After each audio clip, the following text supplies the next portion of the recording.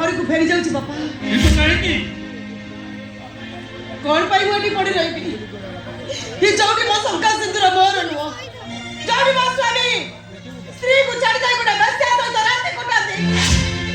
सेठी मु आ को सुख पाई पड़ी रही माने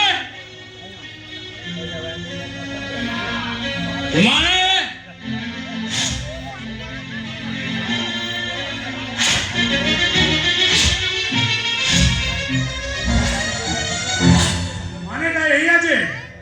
खाली मिस्टर रामचंद्र मंधाता मंदागिनी साहाणी घरे बासर राति पालन करुथिले ए घरे निया नबे चेष्टा करना ताळे पे घरु लंगरा करी पिटी पिटी विदा कर दे राम ए कथा कोन सत बाबा हां ए कथा सत किंतु ए संपूर्ण सत नहे मो काली दशरथ सानी घर थी एक कथा सत किंतु ये जो कहते मंदाकिनी भाउज सो खराब संपर्क सेना संपूर्ण मिछ बाबा संपूर्ण मिछ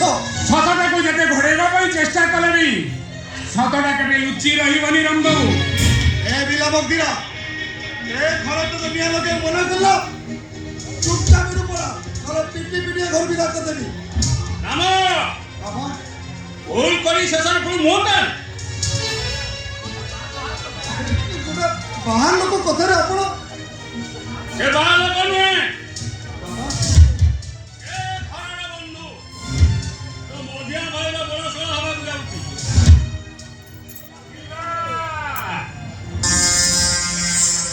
इंस्पेक्टर बिल्ला कथा कम ज्यादा इशारा अरे मु जेतबळे घरर बंधु हवा को जाउची घरर सबु भला मंदरे मुंड पुरेबा मोर निहाती दरकार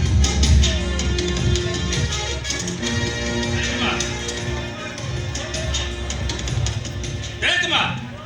भूल सब बड़ भूल एई तो तू तो क्षमा कर ठीक अछि बापा मु ताकू क्षमा कर दो हेला आज पाकर से मंदाकिनी सहित तमरा कोनोसी संपर्क रहबनी मु तम प्रस्ताव राजी परिबी तमरे ओटे निराज जीवन को सहारा देवा पाई मु प्रतिश्रुति दे मु जदि मो प्रतिश्रुति रोल जा खाली मो मानविकता मते बार स्वीकार करबो तार मत कोन या बुझिनो को जे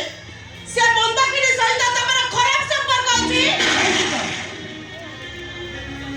पति को विश्वास करो सीता कोटे पुरुष नुहे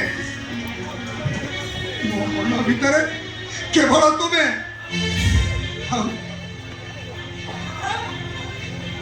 इससे पीछे बहन करबा और किछ भी दरकार नहीं तम छाड़ा को बुझ न पड़ी तम हाथ धरी मु एते बड़ हाथ चली आसी हाउ नुहे आज कर तम रास्ता तमरो आ मो रास्ता भी अलग आ राम कथाटा सत हले भी दशानन चाहाणी मो शत्रु हेले दशानन चाहाणी रो संपर्क को मु बर्दाश्त करि परिबिनी दशरथ साणी आपण को शत्रु नुहे बरं आपण ताको सह शत्रुता आचरण करछथि राम आदि ठारू मु तते बड़ पुओ बोली मुंडरे बसाइली हेले तू जो आज ए बदनाम कलु तू मो पुओरु शत्रु पालटी गलु अरे बेड़ा थाउ ताउ बाड़ा बांधंतु नहले ये फूल नाम दब आपण जा बाहर जा गरु तो मुह देखले मते गुणा लागुची तोते आज तू ए घरर एरुंडी बंधनरे बाबना जा बाहर जा गरु आज तू गोदाम घर रहबू जा बाबा ए सीता कोन मो सहित से गोदाम घर रहिबो ना से घरर बहु बहु ने तो गेला बहु जे घर छाड़ी कुआडे जीवनी बापा ठीक कहै छै ମୁଁ ତମ ସହିତ ଏକାଠି ରହି ସଂସାର କରିପାରିବିନି। ବାରେ ଦୁନିଆ ବା ରାମାୟଣ ନୁହେଁ ତ, ଏଇଟା ଗୋଟେ ଅଲଗା ରାମାୟଣ। ବିଚିତ୍ର ଏ ରାମାୟଣ, ବିଚିତ୍ର ଏ ରାମ ସୀତାଙ୍କର ଚରିତ୍ର।